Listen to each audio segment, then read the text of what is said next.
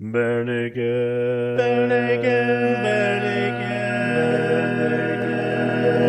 ABCs. Welcome to the Barenaked ABCs, where it is Christmas all year round because we discuss the Barenaked Ladies songs alphabetically, which, you know, some people wish that it could be Christmas every single day. Well, here we get to live that. Exactly. It is totally possible for us to have Christmas any day of the week, because this week we're returning to explore Christmas again as we discuss Creeggan Christmas. No. Creeggan Christmas. No. Creeggan Christmas. Creeggan Christmas. Creeggan Christmas. Are you having a problem with your autocorrect, Tracy? I am having a massive problem with my autocorrect today for some reason. We're talking about, sorry, Andy and Jim, Creeggan Christmas. Creeggan Christmas. It's all about origami. Oh, for creaking out loud. Creaking out loud. That's going to be my new swear term whenever I'm around the kids. Oh, you got to be creaking kidding me.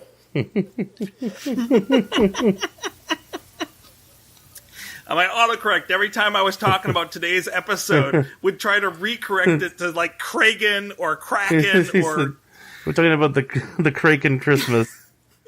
Yes, that year when the sea monster rised up from the bottom of the deep, briny sea. Welcome to the Kraken! For those of you who have never heard this song before, here's a brief snippet of tonight's song. Shopping around Scarborough Mall that Christmas, trying to get my family gifts straight. A mug for mom, mug for dad, that's all. Oh well, it's not the mug, it's what you put inside that makes it great.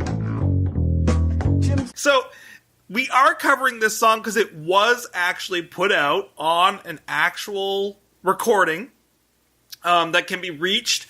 It was on Barenaked Christmas 1991, which was the fan club. It was before they started releasing the ladies' rooms. This is what the CDs. Kids call a deep cut. Oh, a very deep cut. Like, you have to be a fan of the you had to be on the Barenaked Ladies fan club in 1991 to get a copy of this CD.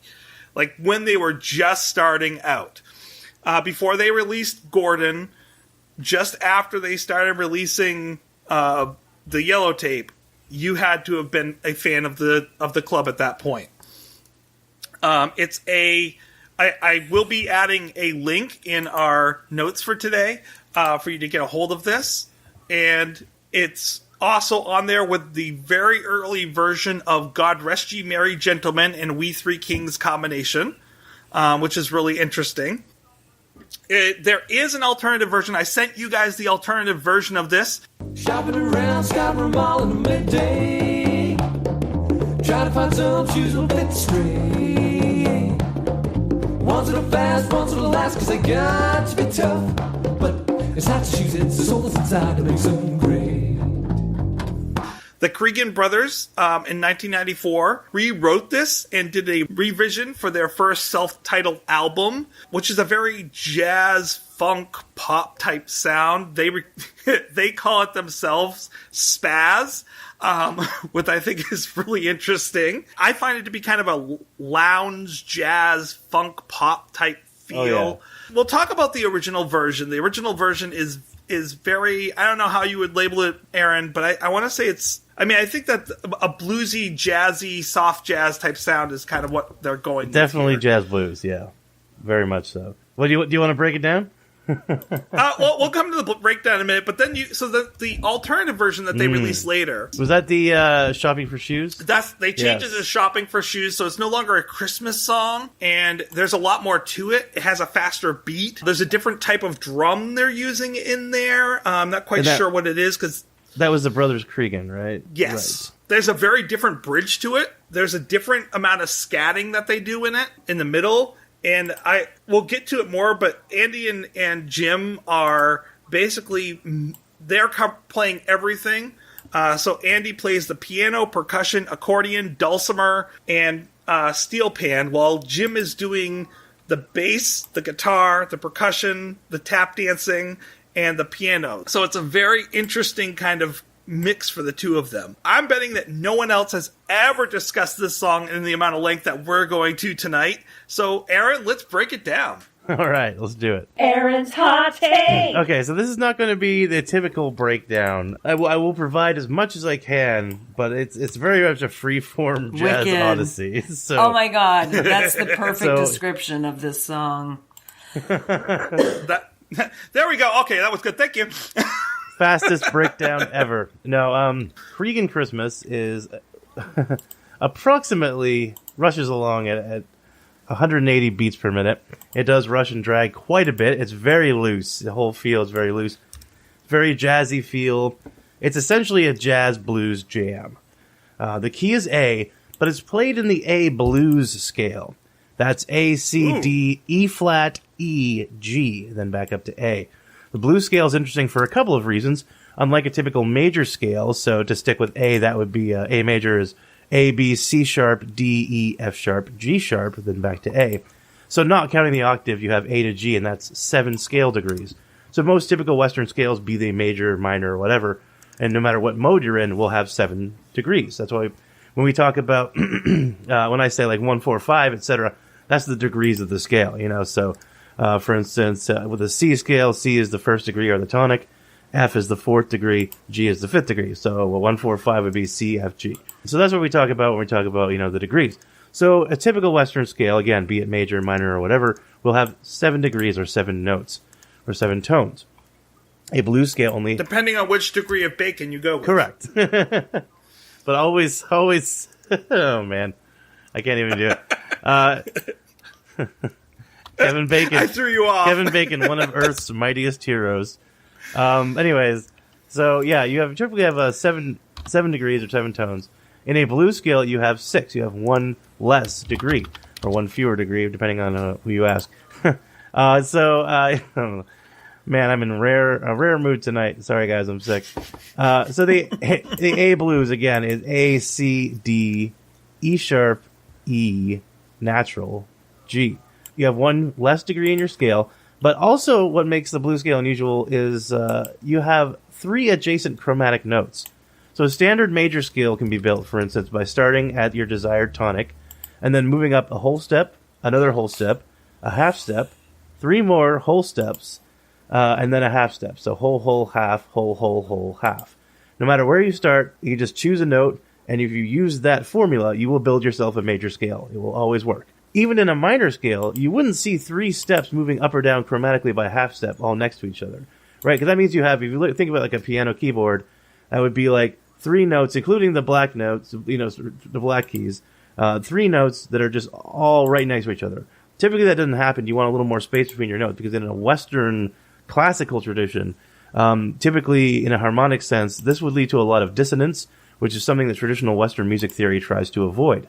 However, the blue note, and what defines the blues scale as being that bluesy sound that we all think, this is the flat 5th, which is what makes the blues scale sound so bluesy. It's also known as the tritone or the so-called devil's interval, so-called because it bisects the scale in half exactly. So playing the tonic, the tritone, and then the octave allows you to span the scale in 3 equidistant points. It's mathematically harmonious. It's a palindrome. But it is a very, very tense interval and it demands resolution. Is it what gives it that kind of dissonant type feel to it? Yeah, when you hear that, when you're laying on the you know, when you're laying really hard on those notes, that gives it a distinctive feel. That is usually the flat 5th they're laying on, and it really does give it a very distinctive sound. I personally adore it. I think it's a great tone. It's a great interval. It's a really interesting way to build tension and then resolve. And the really cool thing about the blues scale, which is really pretty much just a minor pentatonic or 5-note scale with a flat 5th added to it, it's excellent for improvisation. If you learn just the appropriate blues scale for the section of the song you're improvising over, so if someone says to you, like if you just learn, blues scales are pretty easy, and they're easy to build because, again, it's that same kind of formula. So if you know how to build a blues scale, and someone says to you, we're playing in the key of whatever, I want you to improvise, if you know how to make a blues scale for that key signature, you can just go and forever and ever go, and it will always sound correct. It'll always sound bluesy, which hopefully you're improvising in a song that's okay to sound bluesy, and otherwise that might sound a little weird. But it will always sound correct. It will never sound wrong. It will just sound bluesy. So So you can just play the scale and just go pick the random notes from the scale. A lot of times, if you're improvising in a very precise scale to more of a, not blues, but jazz, more complex, with sevenths and stuff like that, you have to be very precise. And if you just kind of pick random notes from it, it will sound a little weird, as you might expect. If you just picked random notes from a blues scale and had a computer randomly generate them and play them out of the solo, it would probably still sound great. Blues is awesome. You can just kind of go on autopilot and just spit out all kinds of stuff. So that's a lesson to you out there if you want to impress your girlfriend's parents or whatever. Learn a blues scale on a piano and just play a bass line with your left hand and play something infinitely with your right hand, and you'll just immediately sound like a prodigy and sound awesome. Not in any way saying that blues is not in a disparaging sense. I think simplicity can be quite beautiful. Hence why I love the Beatles and stuff like that. Blues is user friendly. Blues, it's user friendly. It allows you to get right to the heart of things. Shall we say easy to learn, difficult to master? How about that? Because the best blues musicians know how to use space and know how to use that simplicity to create this kind of negative space and to really make the notes count. So someone like, I'm a big fan of Pink Floyd. David Gilmour is one of my favorite guitarists of all time. Also, Mark Knopfler of Dire Straits, wonderful guitarist. And they both can kind of shred when they want to, but a lot of times they'll use space and keep things very simplistic, and they know how to use blues to their advantage to be very expressive and make the guitar sing. So, again, if you're a blues musician out there, I'm not saying, oh, it's easy, anyone can do it. I'm just saying it's easy to start, right? But then mastering it is being able to do it articulately. Blues doesn't want you to get stuck in your head. Blues wants you to feel it and express it. And so that's where it goes. Yeah, blues is about the feeling. Exactly. Blues is a very intuitive. Well, exactly. It's a very intuitive and emotive. If you think about blues, it's about expressing your pain and throwing it out into the world. So I love it. And that takes skill. It does. It does. Interesting that they would choose that for a Christmas song. Well, because about buying presents. Blues, okay, I said it. Blues is in traditional blues. It came out of here, let me bare my soul. But this kind of jazzy, bouncy blues is a little more fun, definitely. Yes. So there's this walking bass line, ba-doo-doo-doo, boop, boop, boop, doo. And typically you hear that a lot in jazz blues stuff, and you hear the bass just kind of going,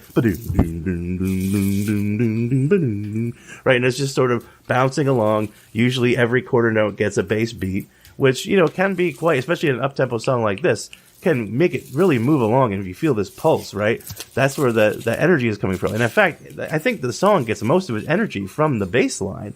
Since the drums are in and out, the percussion varies in density. Sometimes it's just hand claps or bongos. So the bass is really what's driving the song and really what's giving it its energy. What's funny here? I immediately thought of Jazz Odyssey from This Is Spinal Tap.